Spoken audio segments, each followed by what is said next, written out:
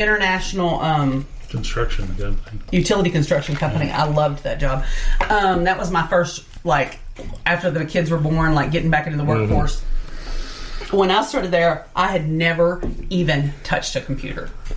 And I had to do all of the office management and invoicing and timekeeping and all that. And so I learned, I kind of taught myself, and I think it was Windows 3.11. Oh my God, that's what my first computer had. Yeah, and I mean, you know, so... had a 2K modem. I couldn't even get online. Yeah, and so I taught myself that, and then when they left because it was contract work, right. They worked for the contract with the phone company. So when they lost the contract and left Arkansas, that's when I went to United Way. And I was self-taught there, but I had an aptitude, and the president said, you know, we've been wanting to, instead of paying for someone to do all of our IT work, we've been wanting to invest in somebody and train somebody and have it in-house. Oh, I'd have been like, oh, that would be me. Well, he came to me and he was like, you seem to really, like, have a knack for diagnosing and figuring problem solving. I was like, well, you know, I kind of taught myself, and that's just how I've always been. I tinker until I figure something out. And they paid for me to go to school and get all my IT certifications, and I was their director of information services. And then when they couldn't afford to pay me anymore, they said, you know, good luck and God bless. And, you know, they didn't fire me, but they said, you know, we're going to have to do some budget cuts if you might have to take a pay cut. And I was like, no, I can't.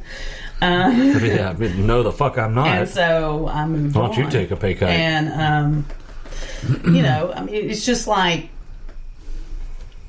the point was, you know, like, I didn't grow up with it, but it's kind of acclimated to it. And, you know. And I'm kind of weird because. Yeah, you're weird. Kiss my ass.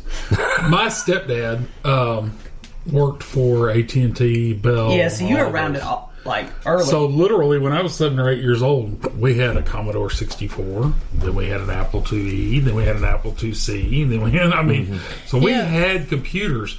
But what people don't realize, especially younger people, it was not the same. No, it was not. You're talking about green screen with 16 megs of fucking hard drive space, any game, and a 5 1/4 floppy. Yeah, and like any game that you played on there was text based. Oh yeah, Yeah, I first started using computers. We had computer class in first grade, so that was like. I don't know how the fuck we didn't. 86, something like that. I never had a computer class in school. We had a typing class in.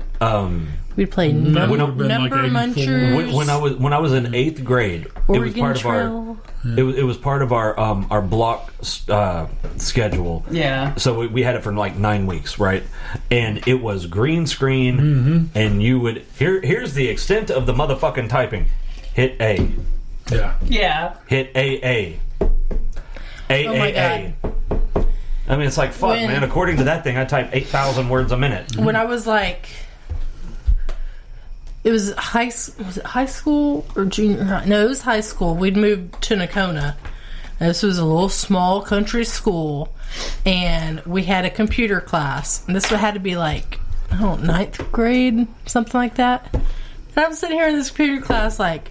I did this shit in the first grade. I mean, it was new shit to them. I knew it. Well, computer... But everybody in our age group knows about the dialing up on the 56K modem and listening to the robots fight and then trying to find nudie pictures and wait for them to download. Yeah, damn, that took so because that's long. what the internet is for. It took so long. It did. Before I got my job at Hinkle's, the only computer that I had ever had any experience with, my dad had one that was a suitcase, a literal suitcase computer. We had one of those. Yeah. And like you said, it was had the screen like this. Like a little bitty. And the keyboard clipped onto the front. We had one. Oh my God. We had that from your mom. Who got it from Delbert? Dad had used it in his insurance business, like in like 1988. He would do like insurance quotes and stuff on it and stuff like that. Yeah, it was. We never used that one, but we had it. No, it was a turd. That was one of those motherfuckers, man. The operating system was on a floppy disk. Yeah, yeah. And it was DOS. Yeah. And if you've never used DOS, You just don't know what you're missing. Yeah, you just don't even know. And I mean, like, the real internet for everybody out there was like early 90s. And Yeah, that but was nobody still, knew. and that But was nobody still knew how to get on it. and it was Yeah. still dial up. Yeah, and we nobody had- knew, you know. And the early Internet. 90s was what? A 2K modem. Yeah. We had internet, 99, 2000? What? High speed? Or No, just Internet. internet. I remember Alexis was a baby. Yeah, it was 99 because we paid $1,800 for a gateway computer that died before we finished paying it off. Oh my god. And it had a 17-inch monitor was that weighed massive. 800 pounds. And we had to pay an extra, wait for it, $150 for the CD burner. You can get a damn CD burner now for 10 like bucks. $10, yeah. Holy fuck no. Damn monitor was so big I had to pull the computer desk away from the wall And cut out the put back. the monitor like in the corner. And cut out the back of it. Okay, Cut out the then- back of the little thing. That was a computer desk. Correct me if I'm wrong. That was for the TV. Oh, fuck, that's right. There's we at had a least- 25-inch screen TV that was probably this fucking wide. Had to wear a back brace to move it. Oh, my Correct God. me if I'm wrong, but there are at least one, if not two generations that have walked around with more technology in their hand than we had in '95. Oh, yeah. Oh, yeah. Easy. Yeah. Because Alexis's generation... Yep. and then the one after that, dude. The you understand the power that you're holding in your hand right now Our phones is more powerful than what it took to take motherfuckers to the moon. Oh, yeah. What Yeah, we no walk shit. around in our pocket is so much more powerful than the desktops we're talking about. Oh, yeah. I mean, you know. but I think Supposedly with they all can't that, figure out how to send people to the moon anymore. Yeah, my asshole. With all that technology right there in your hand, I think we lose something with it. I think so, too. I can tell you this, and I've always had just a good sense of direction. Some people do, some people don't. I never have. So Yeah, I know. if you're gonna point at me, motherfucker, I ain't never had a good sense of direction. What I'm saying is I was involved in a project where they wanted you to use GPS coordinates, and I finally flat told them, I said, I'm not going to do it. I can point right here on the map and tell you where I am, but I'm not using GPS. Right. Because I'd find myself looking and relying on this GPS, and then I'd get somewhere and be like, where the fuck am I? See, mine's not like that. I can go wherever I'm going, and I just don't know where the fuck I'm at. I don't have any idea how I got here. I know. Yeah, But see, all the that- time I'm like, go to but- the end of the road, take a left, take a right. Yeah, and but I mean... she was like, well, what would you do if you didn't have me? I said, fucking pull up Google. Well, but even still, like, I can be out in the middle of the woods, and there are, where the sun's at, what, different things, and I can be like, okay, oh, that is some Boy Scout shit. I didn't do all that's of not that. Boy Scout shit, but I mean, that's what I do. And I can be like, That's not what I do, and maybe that's the problem. I know I-40's that way, so if I walk that way, I'll eventually hit See, I-40. I'd be fucked right there because I'd be like, I-40 is one of these four directions. Yeah. That's what I'm like, the highway's right over there. yeah. He's like, It was different in Colorado So Springs. you tell me he couldn't find 67, 167? It was different in Colorado Springs because it was great. I could always, unless it was like super, super, super foggy, Yeah. I could always see the Rockies, and they were always west. Yeah. So, and motherfuckers there like to give directions like turn east on blah, Yeah. blah, blah. It's like, God damn it, Magellan, left or So right? left or Left or right. fucking right. Dang. But, and MapQuest back yeah, when those foggy days when you couldn't see Oh, the that was a mountains bitch. or the fucking lights on the lights on NORAD, top. yeah. yeah, pretty lost. But back then, But I think if we you wanted to rely on technology because it's so readily available, and I think we lose something by Well, doing that. well, it's not just technology because, like in Colorado, we relied on those mountains Yeah. or the lights on top, Yeah. and if Yeah, those it's were a- covered, it was like It's a I'm not crutch sure where like I any am. other, yeah, and but it's not. We do lose something, and not as much for our generation, but Gen Z or the millennials or whatever the fuck moniker they go by now, and on, they lose such millennials and Z are two different ones. well, good. They lose such a considerable amount of social what's the word? Understanding. understanding how to react in social situations, how to conduct yourself in public, how not to act like a dickhead to random people so you don't get punched in the mouth. But a lot of that type of shit. It's not on technology, it's on their parents. Well, I think it's both. Who let technology raise them instead of them raising them? Yeah, because how many parents have you seen, here, just sit in front of YouTube instead of, actually participating in child rearing like a parent should. But that same generation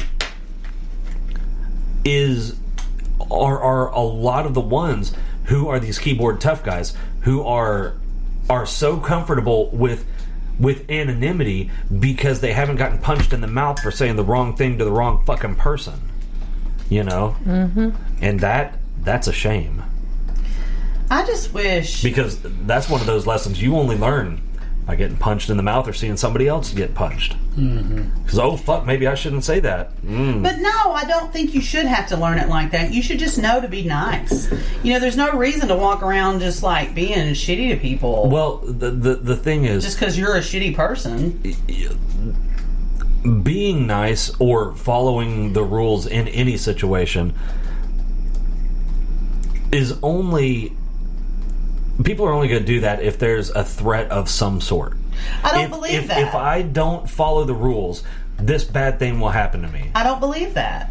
I'm not nice to people because I'm afraid they'll kick my ass. I'm just nice to people because I don't want to be shitty to people. Okay, but in a general sense, those standards are enforced via threat. Because just like yesterday... For example, I know that drinking and driving is wrong. But if there wasn't a rule against it...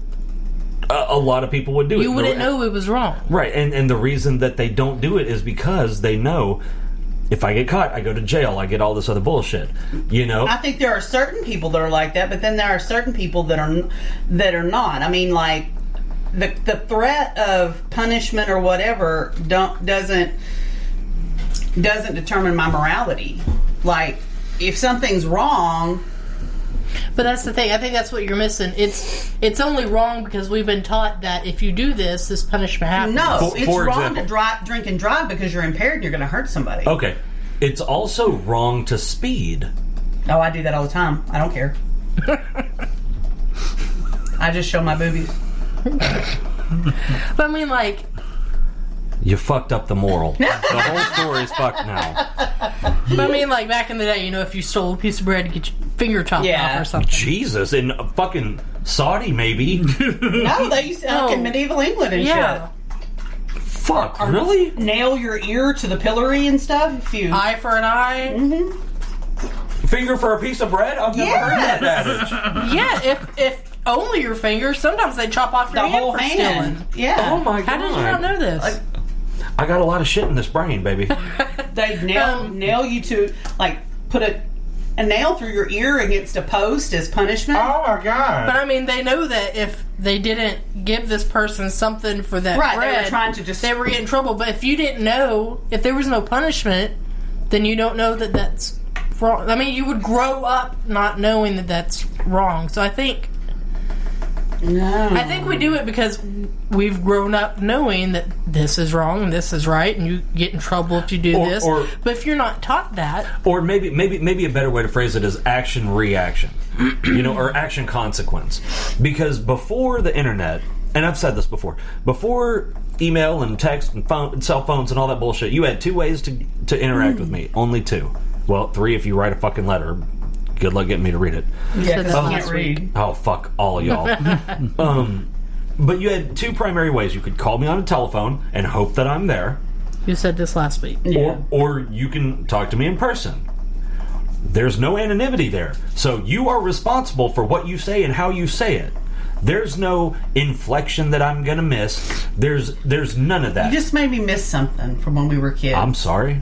Prank calls. That was the best. Oh my god, do you remember Crank Yankers? Yeah. Oh, son of a bitch with Wanda Sykes. That shit was so fucking funny. Me and my friend were doing it, and we were just like making up, words. I pee freely and all. Yeah. and we called a porn line. Jesus. Whoops! We were like, click! Oh my god, what was that? They are better at that than us. They are professionals. They saw me coming. I didn't. Woo! And over my head, abort mission.